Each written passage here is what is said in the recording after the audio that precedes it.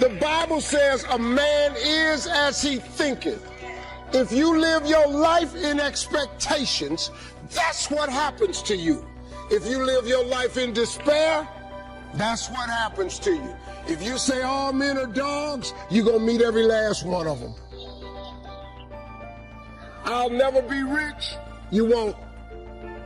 You won't. The moment you change the frequency that your tower emits, the moment you change that frequency, different things come back to you. If you change your attitude, you change your altitude. I think the biggest vulnerability you've got is you actually value somebody's opinion more than you value your own. Like, the reason I've been able to always do my thing is when I was 24 and people were like, oh, you work at your dad's liquor store? Like, I heard that as like a chip on my shoulder, you know? I loved it. I was like, cool, keep sleeping on me, you know? Like, I'm glad you're on Wall Street making $100,000 buying BMWs and dumb jewelry. I'll see you in 30 years. You understand? Like, to me, the way you win is you realize you can't hear nobody, not your parents. I mean, listen, you gotta listen to coach and all that. I get it, but at the end of the day, my guy, yourself, you gotta get real quiet up here. I can't hear anything. You go look at my Instagram right now, my first post, I'll post something, first 100 replies in 1 second. You're Jesus. You walk on water. You're the best. You're the all-time. Can't hear him. The next 100, you're a piece of, you're full of, you're a snake oil salesman. Can't hear him. I'm in my own mind, doing my own thing. And that comes with self-esteem. Everybody's trying to keep up with the Joneses. I'm not worried about you being in the Hamptons on a blow-up Swan. I'm not worried about you renting out cash from the bank and putting it to your ear. I'm not worried you jumped a fence and took a photo in front of a private plane. What do you think these people are doing? They're posing. Patience, long game. You know what's amazing about being an entrepreneur? We get to play forever. Right? I'm gonna be working with them. Like, what are women just drowning in? Like, what is crushing women other people's opinions? They know. They live their life terrified of failure, terrified to try, terrified that they're getting it wrong because their mother-in-law will disapprove, or the girls that they went to high school with, or, you know, they're gonna see me on Facebook and they're gonna watch me. It's crazy. It's crazy because those people that you're so terrified of their opinion of you, those people are not the ones who will live with the regret. Those people are not the ones who can't afford to take their kids on vacation. Those people are not the ones who are struggling for, like, all these things that you want for your life, but you're too afraid to reach for because of what other people will think. Those other people are not going to be there when it sucks and it's hard for you. That's all on you. Wow. So I get so fired up about this topic. And I also believe, like, so most little boys, I know not everybody, but most little boys are taught this idea of, like, you have potential. You're supposed to reach for that potential or try and be a better version of yourself. And frankly, most little girls are taught, you know, to reach for men. Like, hey, find yourself a husband and then you'll be doing well. And this, I believe in my heart. Like, have you ever seen those movies? Of course you have. Where, like, someone, like, gets bit by a spider, or they take a pill or whatever, and all of a sudden they have access to all of their mind instead of just a small percent. I feel like that's what's happening to women in the world. Like, if they just took, like, even if the smallest percentage of women, even if just the women who are listening to this, took one single step in the direction of who God calls them to be, I think that the results would be atomic. My God. I appreciate every facet of life. Right, but I also believe life is the best classroom. And so I'm very cognizant of the situations, circumstances, and I firmly believe, as Sean stated, the one thing we all have in common as people is we all will face some level of adversity. And so something pretty cool happened last week when I was in Seattle, and I'm going to get to that, but first I want to explain to you the card that I have in my hand. In my house, I have a bowl, right, and I call it a quote bowl, right, because I believe it's very important before you start your day to set the environment, to set the mood. Because you can get up and just start running, and then you run out of the door, life hits you in the face, and before you know it, you woke up, you were on top of the world, now the world is on top of you. And so every single morning, me and my kids and my wife, we go to this bowl, and we grab a quote card, and we read it, right? And we put it in whatever bag we have, and we take it out of the door with us, and when I travel, I keep them with me as well.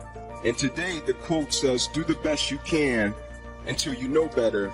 Then when you know better, do better, by Maya Angelou. Right? That's my gift to you, Sean. Can't ever say I didn't give you nothing, man. Right? But I was in Seattle, and a guy came to pick me up last week, and, you know, when he picked me up, it was around midnight. And so we probably said maybe 3 or 4 words to each other. It was late. And when we got to the hotel, I thanked him, and he said to me, I'll be the guy that's coming back to pick you up in the morning, take you to your event. We talked about the time. I said, okay, cool, I'll see you in the morning. And so when I came down the next morning, guy stood outside his car, we spoke, we get in the car, and we're riding for 5 minutes. And I look in the mirror, and I can see the guy is crying. And so as I'm sitting in the back seat, I say to him, is everything okay? And he shakes his head kind of like, man, like you're not gonna believe it, right? And he said, my normal job, I don't drive, but my buddy owns the company. And he said, whenever he gets overwhelmed, he might call me and say, hey man, can you cover a shift for me? And he said, usually I'll tell him, no, I'm cool, right? Because you meet people and sometimes it's just not the situation. And he said, I hadn't drove for him in probably 11 months. And he said, for some reason, when he called me yesterday, I was like, cool, I'll take it. He said, I looked you up after I dropped you off, and I saw this video about redirection, right, at 3 in the morning. And he said, it gave me purpose. He said, but the reason I'm crying is because I just lost my wife, right? And when he said it, I thought to myself, like, how do you smile after that? Right? Because I know every single day I look at my wife and what my wife means to me. And even when I lost my grandmother, I thought to myself, would I ever be able to smile and laugh again? And so I posed a question to him. How did you get up and simply put one foot in front of the other and walk out of the door and continue your routine? He said, well, I got 2 daughters. He said, before I get to that, I want to tell you something, because it wasn't like it was all good the whole process, and my wife had been sick for over 30 years. Right? And he said, we got to a point in the sickness to where we hit a rough patch. And he said, she would scream at me, I would scream at her, and I felt as if I was trapped in a situation, and the Creator knew I couldn't leave the situation. And so I would say to the Creator, you know I can't leave, and my wife is sick. You know I can't go anywhere. You know I can't leave her because she's my wife, and I can't go anywhere, so I gotta sit here and I gotta deal with it. And I resented the situation, I resented my wife, I resented the adversity, and we found ourselves in a point to where I ended up leaving.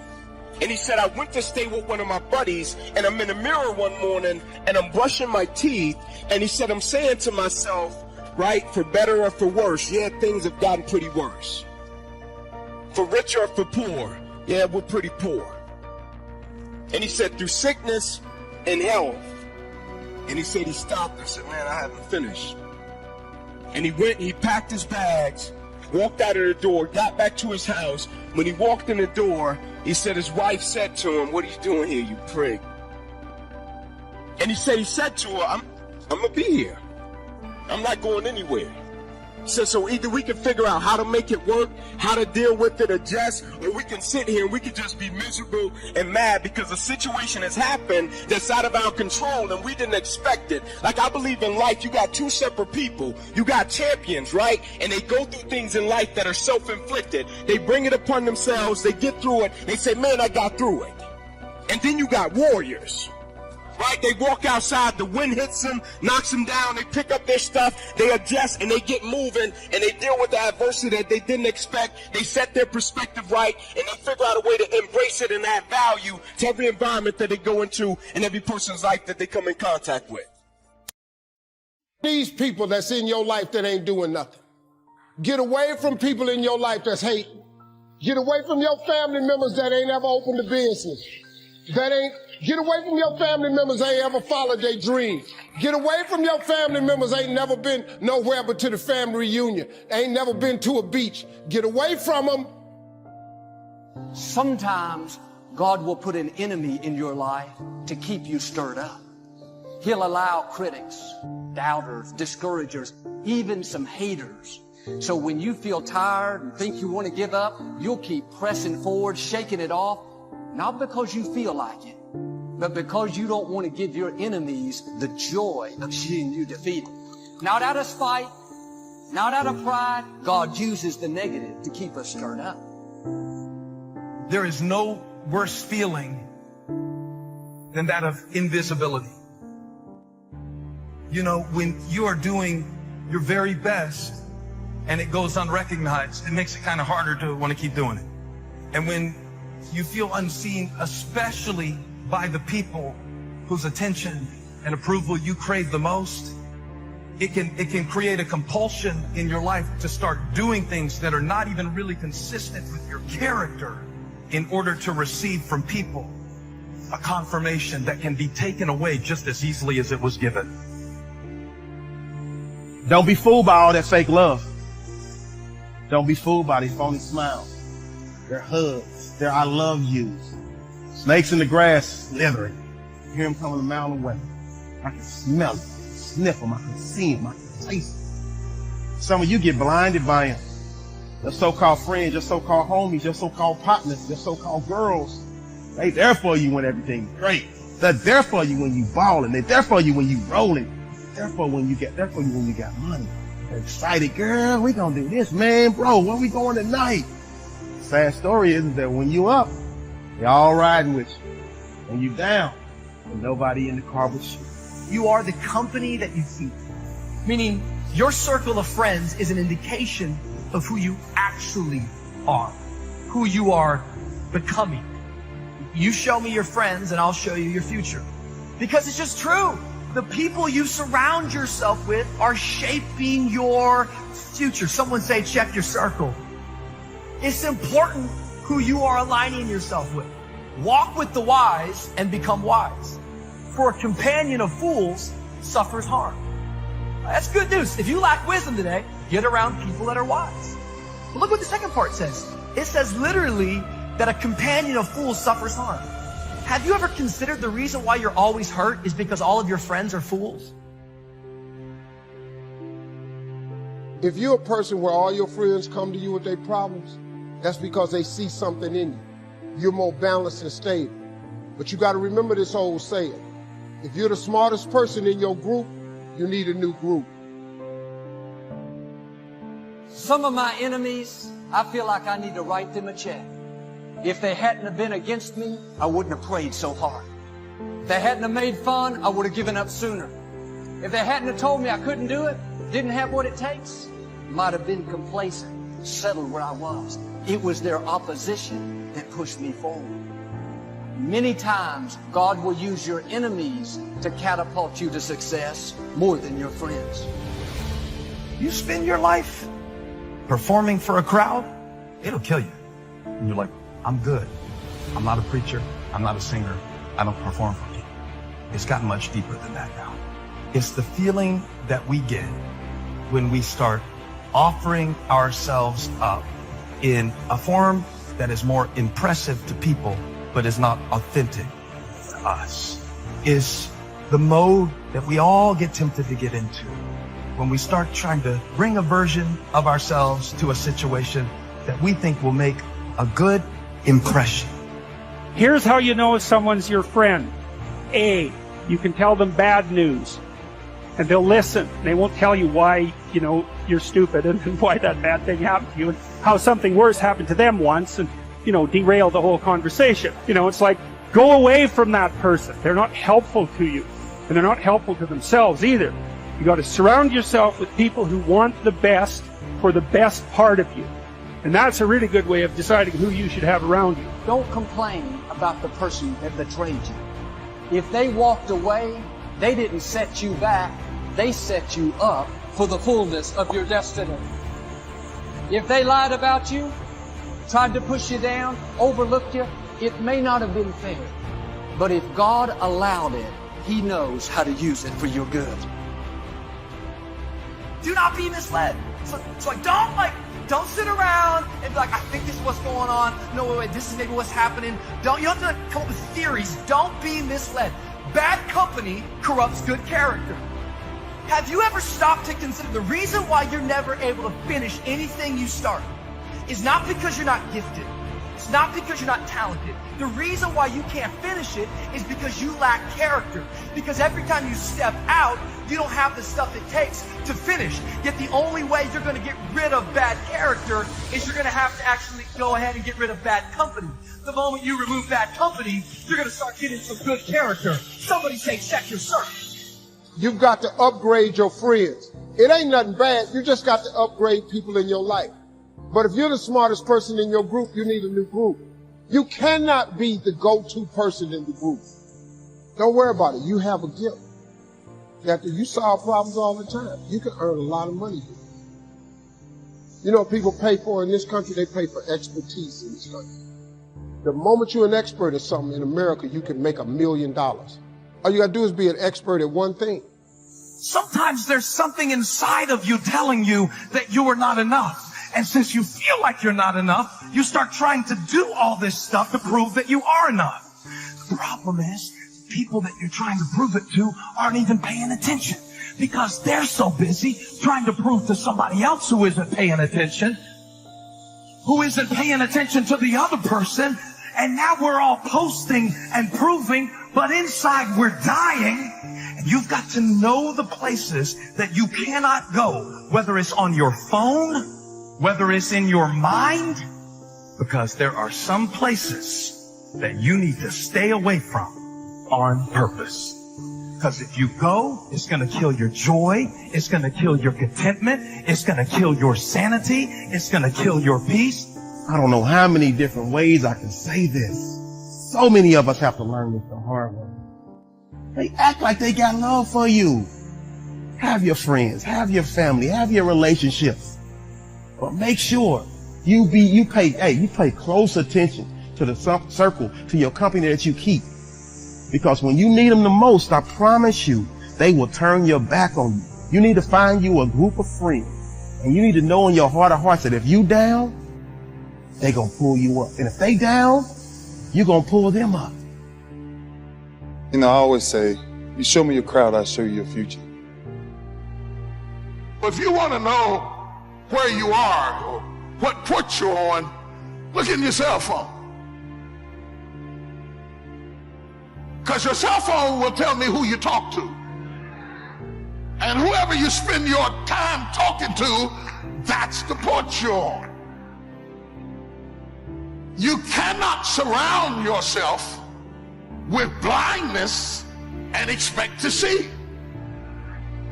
Can't run around with prejudiced people and not be prejudiced. You can't run around with arrogant people and not be arrogant. You cannot run with packs of angry women and expect to be happy and fulfilled. You cannot hang out with a bunch of defeated, going nowhere, no vision men and be an overcomer. You are who you hang around. Because if I am down and everybody else is down around me, then down becomes normal. But what makes down terrible is when you are down and you can still see up. I'm begging you, man. I'm begging you from a man's point of view. Let go. Let go. Let go of these people who you know aren't for you. Here's a big one. If you're not feeling it, find new friends. I'm being dead serious about this. This one is real big for me. Who you hang out with is a huge deal. And again, these are all tried and true things, right? We've heard you're the whatever of the 5 friends you spent. Like, that's real. That one, put in the bank. Like, if you're not feeling it, you need to go to meetup.com and go to 10 meetups of people that are hungry. Like, it's unbelievable what happened to me when I got into the Silicon Valley world and started meeting like Mark Zuckerberg and like Ev Williams and Saka and like Travis. Like, it changed my life. This town, actually, it's fun for me to tell this story here. South by Southwest 2007 changed my life because I hung out. I forced myself to go to a Web 2.0, which later became social media, the current state of the internet conference, South by Southwest.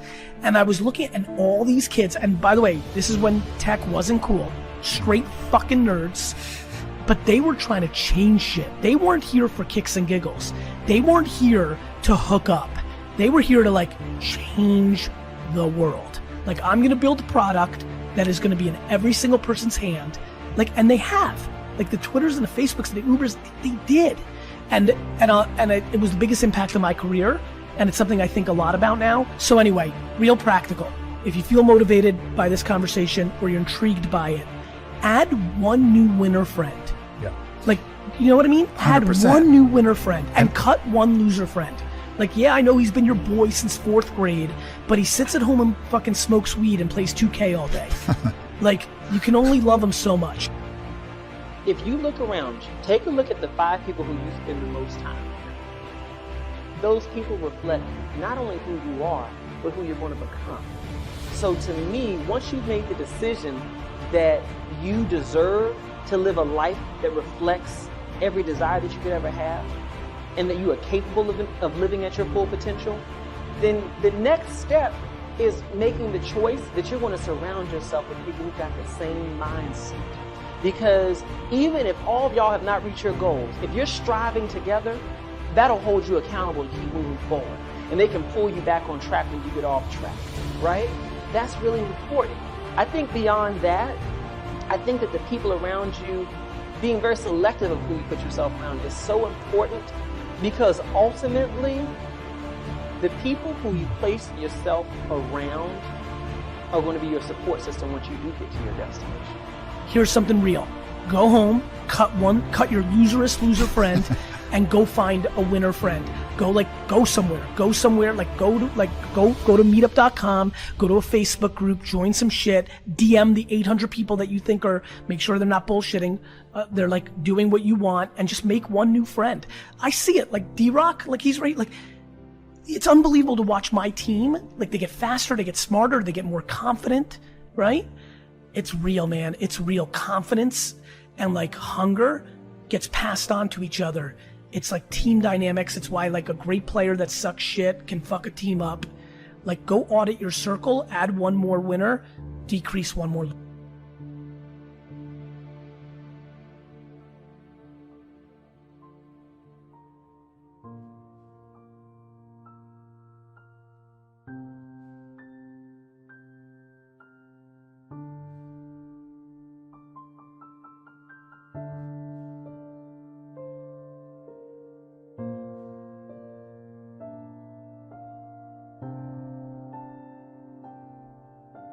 Hi, welcome back to Mind Control.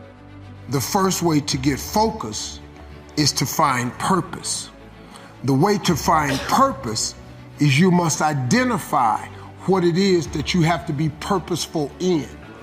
Right when you are struggling with what to do, who you are, what's your next move, you are in an identity crisis. You are struggling with just who you are. See, you have not discovered who you are. You have to discover who you are in order to move you forward. If no one ever gave you the directions, let me just say something. When you get up in the morning, you go get in the car or you walk out your door, you have a destination in mind. If you go outside with no destination, what do? You wander around. Once you don't have a destination, you are going to wander around. You cannot get in your car without a destination. Where do you drive? So you are in an identity crisis, the same thing I was in. So you have to find your purpose. So let me help you with this. If you are in this situation, the solution is the first thing, you have to do the thing that God gave you. You just have to identify your gift. That's the first thing. Until you do that, you can forget it. You'll never find your purpose. You'll never know your mission. You'll never know the reason. So I think we're in an identity crisis, I think you have to identify who you are and what your real gift is and pursue the gift. The Bible says your gift will make room for you, put you in the presence of great men. That's what your gift do. That's God. That ain't Steve. I'm telling you what God say. You ain't got to believe me. It's in your Bible. I'm just telling you the truth. I identified my gift. See, that's why when he said, Steve, you can sing. Whoa, hey, hold up, man. And that's not what I do. I've identified my gift. I'm in the joke-telling business. Your gift is like a tree trunk. Your gift is the trunk of a tree. On a tree, it has many branches. Now, because my gift is comedy, that's my tree trunk. That's what I was made for, to gift. Two things. Your career is what you paid for. Your calling is what you made for. So God took this tree trunk and made a lot of branches. Comedy made me a movie, a TV star, a radio star. I could write books. But then what he made me for was to motivate people, to change people's lives by sending me through a process that was so hard for me to overcome. When somebody like you stands up and asks me a question, I know the answer without even thinking, because I've been processed. I've been homeless, so I know exactly what you're feeling. You feel me? Mr. Schultz said to me, I don't think your current bank balance is a true indicator of your level of intelligence. I was happy to hear that. He said, I think you have plenty of talent and ability, and that you're much smarter than your bank balance indicates. And that turned out to be true. I was much smarter. My question to him was, then why isn't my bank balance bigger? And he said, you don't have enough reason for accomplishing great things. If you had enough reasons, you could do incredible things. You have enough intelligence, but not enough reason. That's the key. If you had enough reason. In my years of study, I've also discovered this. Reasons come first and answers come second. Life has a strange way of hiding all the answers and disclosing them only to people who have been inspired to look for them, who have reasons to look for them. Put another way, when you know what you want and you want it badly enough, you will find ways to get it. The answers, the methods, the solutions will become evident to you. Hey, what if you had to be rich? Are there any books and tapes on the subject? The answer is yes. There are plenty of good ones. But if you don't have to be rich, you probably won't read the books or listen to the tape. What drives us to find the answers is necessity. So work on your reasons first, answers second. Now, what are some of the reasons for doing well? It varies from person to person. I'm sure that if you did a little soul searching, you could come up with a fairly strong list of reasons why you want to accomplish great things. There are personal reasons, sometimes uniquely personal reasons. Some people do well for the recognition. Some do well because of the way it makes them feel. They love the feeling of being a winner. That's one of the best reasons. My mom this morning knew I wasn't feeling good. She goes, honey, you need to cancel that talk. I'm like, Mom, I can't cancel on these people. It's like, you work so hard. Why does it matter? I go, Mom, I'm helping them. She goes, oh, then you need to go. Because they're about service. Okay, so in your life, I'll go a little bit more here, you guys. In your life, if you combine understanding your mess can be repurposed, understanding I'm just like you, understanding the RAS, understanding changing your identity, understand bending time, you have a shot. Combined with this industry, combined with the information you're getting. But if you don't change your identity, do you know how many people I've had as friends that got wealthy that aren't anymore? More than I have that are still wealthy. Do you know how many friends I have who lost a lot of weight and got in shape and aren't in shape anymore? Do you know how many friends I have that had a great relationship and marriage that aren't in that relationship and marriage? Does this sound familiar to you? You want to know why? Their internal thermostat doing all that crap back. I ain't going back. I know where I am. I got to change that thermostat. By the way, you change the thermostat through your association. Change the thermostat. By the way, associations reading books, follow them on social media, listen to their podcasts, their audios, all that stuff. Subscribe to my podcast. It's on iTunes. Listen to my YouTube. It's all free. I make no money. This is work. My podcast cost me about $1 million. I do it to help people. I'm here today to help you. I wasn't paid to be here today, but it's one of the only things I do to get paid anymore to help you. I'm here to help you. I'm here to change your life. I spent the first 45 years of my life building my legacy and my dream, and I want to spend the second half helping other people build theirs. I feel like it's my calling and my mission in my life is to help people. It's sort of my form of ministry. I trickle God in there just a little bit, but not enough to be offensive. I give people the tools, skills, and inspiration to do it. I want to change the world. I want 1 billion people to change their lives to be a force for good. And let me explain to you why. I think the world is more screwed up and divided than it's ever been in the history of mankind. You're either a Democrat or a liberal or a Republican or a this or a that or black against white. If you're in our country right now, evidently, if you're a white male, your enemy are brown people who are coming across our border, right? If that's not your enemy, then if you're a Christian, your enemy is a Muslim. That's not your enemy, then if you're black, your enemy is white privileged male, right? By the way, really your enemy, if they're a Christian, white privileged, successful, married male, then they're really bad guys, right? And what we do is we enemy each other constantly in this world. We're more divided than we've ever been. People are broke. They're struggling. They want to blame somebody. The bottom line is people don't like their lives. They're not happy with their lives. They're looking for someone to blame. Politicians, Trump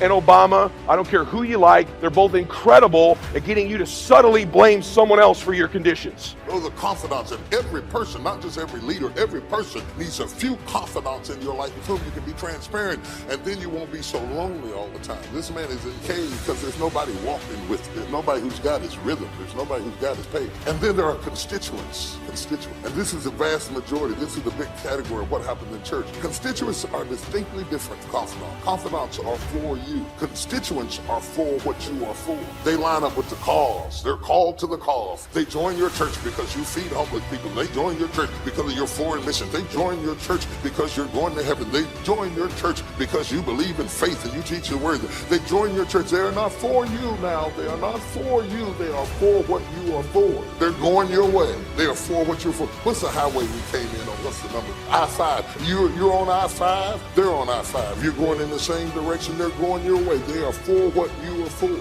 They're not for you. And you have to understand that because they're attracted to the direction you're going in. But if they see a car that will get them there quicker, they will leave you because they were never for you. They were for where you were going. And if somebody else can get them there quicker than you, they will hop out of your car and dive into their car and go down the road because they were never attracted to you. They were attracted to your direction. And these are constituents. They are for what you are for. And there's nothing wrong with that. It's nothing wrong with that until you mistake a constituent for a confidant. And you have a personal relationship with a public person and you think they are there for you and they were never there for you. They were there for what you were for. And then there are comrades. The third category is comrades. Now, comrades are not for you, and they are not for what you are for. They are just against what you are against. They're comrades. They are attracted to you because you have a common enemy, and they will be with you as long as the fight exists. But when the fight is over, they are gone. It's like the past election. I'm going to be very careful because we get in politics, we'll all fight. But in the past election, when McCain and Hillary Clinton got together to attack Obama, McCain and Clinton wouldn't get together about nothing except they were both against Obama. Sometimes people only join you because you have a common enemy. They're comrades. They're with you in the struggle. And in the trenches, they're wearing your uniform. But when the fighting stops, you will be attacked in your own foxhole. If you bring a comrade too close to you, when your comrade gets through shooting at who you're shooting at, they will shoot you.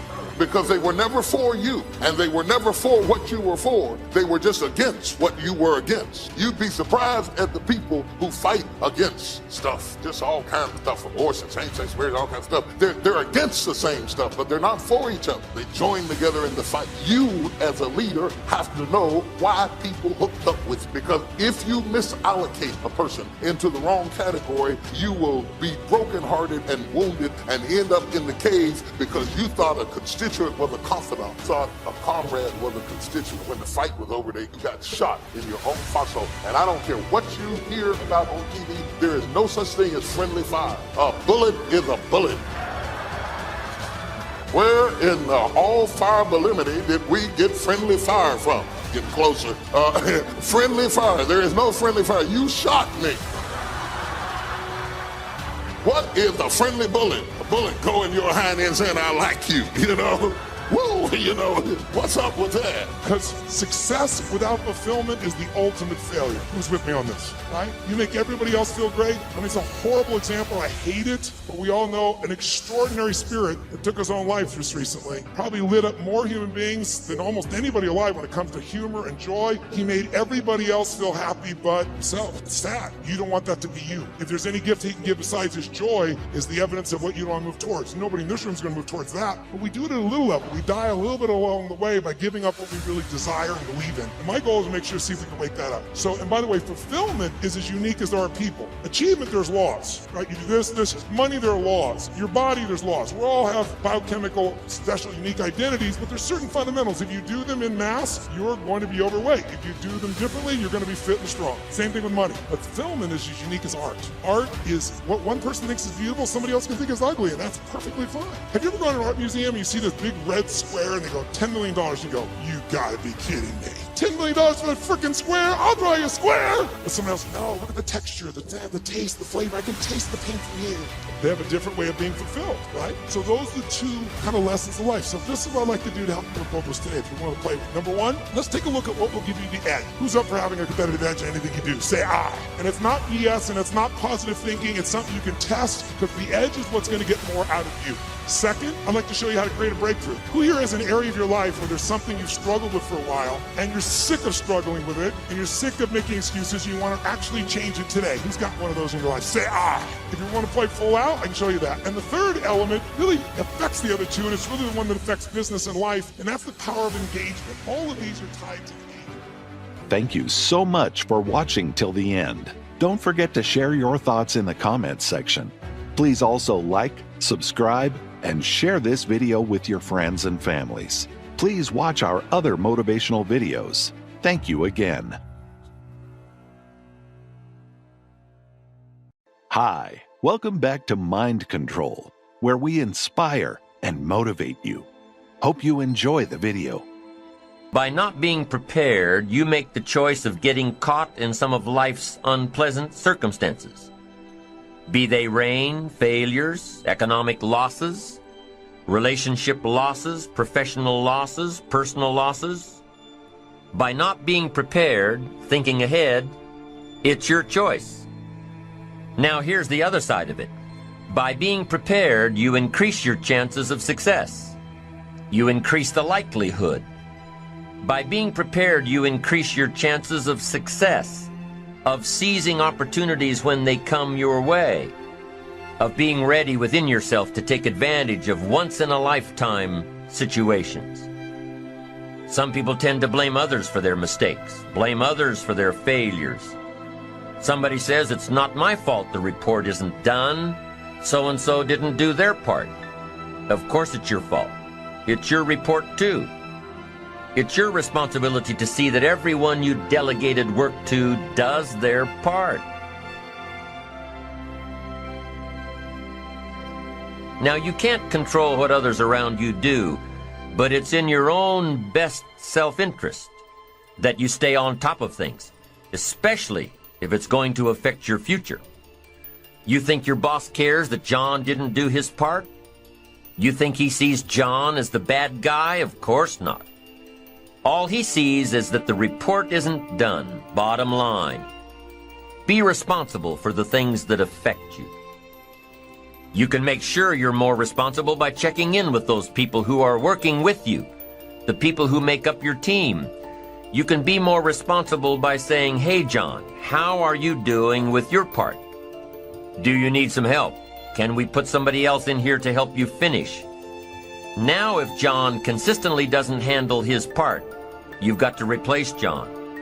If he isn't doing his share, you've got to find somebody that will. Or what? It will negatively affect you. You can't wake up in the morning that the project is due hoping and wishing that John has done his part. No, you've got to be responsible because it's going to affect your career too. Now, my approach to my better future very early on in my career was to just go through the day with my fingers crossed. And I used to say something like, I sure hope things will change for the better. Then here's what I found out. They're not going to change. Somebody says, well then, how will my life ever change? Answer, when you change. When you change, when you get better, it'll get better. If you change, it'll all change. Don't put it on someone else. Hope that someone else will change it for you. Take responsibility for yourself. Take personal responsibility. You can't change the circumstances or the seasons or the wind, But you can change your reading habits. You can change whether or not you go for the skills, burn the midnight oil, turn yourself around, multiply your value by 2, 3, 5, 10. That you've got charge of. That you have control of. You don't have control of the constellations, but you've got control over whether or not you go to night school, take adult classes, learn some new skills. You have control over that. And if you don't, that's your fault. You've got to take personal responsibility. You've got to be self-reliant. Nobody else can change your life, alter your ambitions, pave a golden road for you. But you can. It's up to you. Be responsible for yourself. Learn to reap the harvest without complaint. This is a sign of growing maturity. And here's where it comes from: taking full responsibility. Take full responsibility for everything you do. Be responsible to yourself. It's your crop. Whatever your paycheck is, take full responsibility. You say, well, it's my employer. No, it's not your employer. You can become twice as valuable, 3 times as valuable. Burn the midnight oil, learn some more skills, bring more value to the marketplace. I'm telling you, whatever your harvest is, take it without complaint. Whenever you prepare correctly, taking all of the steps you're supposed to take, doing everything in your power to stay on track, whenever your preparations lead to success, achieving your goals, you reinforce the disciplines that got you there. Success leads to reinforcement of the proper disciplines. If what you're doing is working, keep doing it. If what you're doing isn't working, change it. How can you isolate what's working for you and what isn't? How can you make sure that you are reinforcing your positive disciplines? Well, if it isn't apparent, easy to see right away, if what you're doing is happening in such small increments that you're not sure if you're on track, then you need to be writing it down. You need to keep a journal anyway. But if you really aren't sure that what you're doing is making measurable progress, you need to keep a written record. You need to write down everything that may be relevant in your day. What you did, who you saw, what you felt, how it may or may not affect you now and in the future. The best way to track your activities of the day is to write them down. The best way to track your activities of the week is to write them down. The best way to analyze your progress through the year is to have written it down. Why? So you can look back on it. Because by keeping a written record of your life, you will be more accountable. By putting into writing the action steps that you have planned, you will easily see what works and what doesn't. Most people just try to get through the day, never writing anything down, never keeping track of their progress along the way, never really knowing if they are doing all they can to reach their goals, to drive their ambition. But gifted people learn to get from the day. They don't let a day end without picking up some valuable experience, some emotional content, some idea that may positively affect their future. To get the most from a day, to learn the most from a day, you need to be able to reflect on the day. And how can you reflect on a day unless you record it in history? How can you possibly reflect on a week unless you can look back and analyze it? How can you learn from past mistakes and bask in the past successes unless you write it all down? There's something magical in writing out a problem. It's almost as though when you start writing it out, you start figuring out ways to make it work. Perhaps the magic is that when you write it down, you can now be objective. You can start to see objectively where you fit into the picture. You can start to see if you are being responsible, if you are being self-reliant. You are pondering it. You are trying to figure it all out. The fact that it is now on paper actually creates a space between you and the problem. And in this space that you have created, now solutions have room to grow. You see, writing about events that occur helps you to understand exactly what is happening. When we describe life to ourselves only in our minds, our imaginations tend to feed back false information about how things are, distorted information. Sometimes our creativity can create scenarios that really don't exist at all if we keep the information just in our mind. But by writing it all down, we now can become more factual, more accurate, more realistic, more logical. And then as we reread what we have written, we create a new picture in our mind. And once we see things as they are rather than how we think they are, we can see our way to make them better.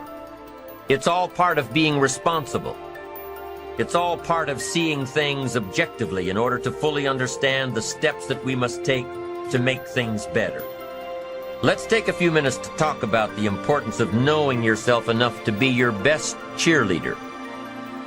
You know, when you thought you were doing what you were supposed to do and were misinformed, the times you thought you had it all laid out and it just didn't work, the times when you burned the midnight oil day after day and it didn't seem to help, it didn't seem to change the end result. These are the times that you have to rely on your own self-encouragement. And there are two ways to use self-encouragement. Number one, take responsibility for the missed opportunity or the misrepresentation. Learn from the fact that even though your client wanted it one way and you presented it the right way, it didn't work. Be prepared for the letdowns that happen every so often. Know that this lost opportunity just sets you up better for the next one. Realize that you can make the necessary alterations next time. Make the changes that will make the difference. Study your mistakes and learn from them. Don't dwell on the mistakes. Acknowledge them. Learn from them. Encourage yourself that you're smarter than your bank account leads you to believe. The second way to use self-encouragement, remind yourself that you're bound to get better. Don't get down on yourself. Don't beat yourself up. It's the next opportunity that matters, not the last one, the next one. Now, the last one matters only in that you must learn from your mistakes. But the next one gives you the opportunity to show that you have learned from your mistakes. You can do it better next time. You just have to practice, practice, practice. Keep trying. Keep trying until what? Until you've got it down. If you figured out what went wrong last time, then you know how to make it right next time. If you figured out what it was in your presentation that didn't work, don't say that next time. If you figured out that the reason you didn't close the deal this time was because you didn't have all the facts and figures in place, have all the facts and figures in place next time. Don't beat yourself for messing up. Pat yourself on the back for figuring it out. You need to encourage yourself. You need to pump yourself up. You need to be your own cheerleader. Why? Because you can't wait and hope that someone else will come along and cheer you up, make you feel better, tell you that you'll do better next time. You have to rely on yourself. You have to have faith in yourself and your ability to figure out what works and what doesn't, what's right and what's wrong. You have to have the inner belief that everything you're doing for a positive outcome in the future. You have to encourage yourself with future successes. Number one way to use self-encouragement, take responsibility for missed opportunities and study your mistakes. Number two, don't get down on yourself. Encourage yourself with your future. Encourage yourself with your goals, your dreams, your ambition. Knowing that you've got a plan, knowing that you're taking the right steps, knowing that you're going to do it until. When you miss an opportunity, are unprepared for an opportunity, or suffer a setback while realizing your goals, when you miss out, you need to encourage yourself by immediately getting back into line. There's an old cowboy saying, fall off a horse 7 times, and you're a real cowboy. If you fall off a horse, get right back on. If you fall off track, get right back on. If you fall away from your disciplines, get right back to them. We'd like to thank you so much for watching till the end. Don't forget to share your thoughts in the comments section. Please also like, subscribe, and share this video with your friends and families. Please watch our other motivational videos. Thank you again.